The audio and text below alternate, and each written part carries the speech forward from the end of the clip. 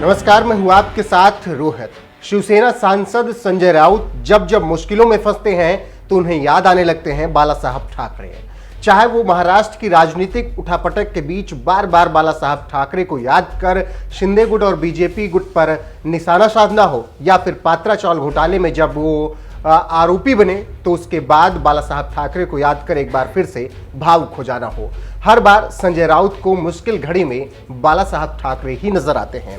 ऐसे में सवाल यह है कि क्या संजय राउत हर बार बाला साहब ठाकरे के नक्शे कदम पर चलते हुए उन्हीं की राजनीति अपनाना चाहते हैं। फिलहाल आपको बता दें कि पात्रा चावल घोटाले मामले में 8 अगस्त तक वो ईडी के कस्टडी में है। इस दौरान उन्होंने जिस तरीके से बाला साहब ठाकरे को याद कर एक चिट्ठी लिखी है, और ये चिट्ठी उन्होंने अपने विपक्षी साथियों को लिखी है, मतलब उनके साथी जो हैं विपक्ष में उनके लिए चिट्ठी लिखी है, क्योंकि मानसून सत्र चल रहा है और इस दौरान कांग्रेस और तमाम विपक्षी दल लगातार संजय राउत के समर्थन में रहे हैं और उन्होंने इसके लिए सदन में हंगामा भी किया, सरकार पर जबरदस्त हमला भी किया। और इसी को लेकर अब संजय राउत भावुक हो गए और उन्होंने अपने सभी साथियों का आभार जताया। साथ ही वो बाला साहब ठाकरे को भी याद करना नहीं भूले और उन्होंने कहा कि साहब समझा कर गए थे कि मुश्किल समय में रोना नहीं होता है बल्कि डट कर मुकाबला करना होता है, वक्त आने पर जीत होती है। आपको बता दें कि एक लंबी चौड़ी चिट्ठी संजय राउत ने अपने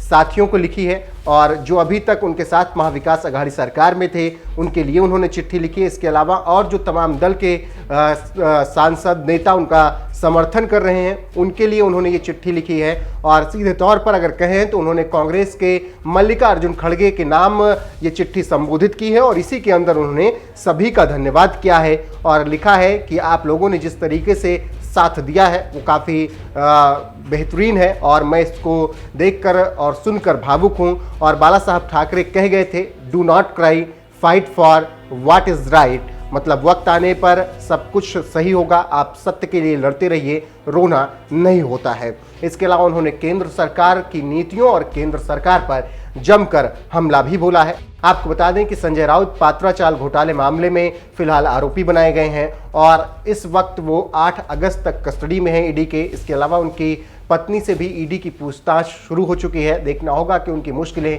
कब कम होने का नाम लेती हैं, लेकिन जिस तरीके से वो लगातार मामले में फंसते हैं या कुछ भी उनके ऊपर मुश्किल आती है तो बाला साहब ठाकरे को याद करते हैं। याद कीजिए महाराष्ट्र का वो दौर जब वहाँ की राजनीति में उठापटक का दौर जारी था। शिंदे गुट ने बगावत करके सत्ता हथिया ली थी, बीजेपी के साथ जाकर उन्होंने गठबंधन किया था और फिर मुख्यमंत्री बन गए थे। इस दौरान भी उद्धव ठाकरे और संजय राउत लगातार बाला साहब ठाकरे को याद करके ही भावुक हो रहे थे और लगातार उन्हीं की बातों को कोट करके शिंदे पर और बीजेपी पर निशाना साध रहे थे। फिलहाल अब पात्रा चावल घोटाले में भी जब संजय राउत बड़ी मुसीबत में फंसते नजर आए हैं तो उन्होंने एक बार फिर से बाला साहब ठाकरे को याद किया है और उन्हें याद करते हुए कहा है कि उन्होंने जो सिखाया उसी कदम पर आगे बढ़ते हुए हम लड़ेंगे और आने वाले वक्त में जीतेंगे। फिलहाल इस खबर पर आपका क्या कुछ कहना है, अपनी राय कमेंट कर हमें जरूर बताएं।